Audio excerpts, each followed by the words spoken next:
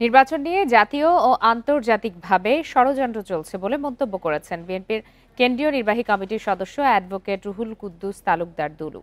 দুপুরে নাটোর প্রেস ক্লাবে স্বেচ্ছাসেবক দলের প্রতিষ্ঠা বার্ষিকীর সভায় তিনি আরো বলেন, বিএনপি ফ্যাসিস্টের বিচার চায়, সংস্কার চায় এবং নির্বাচনও চায়।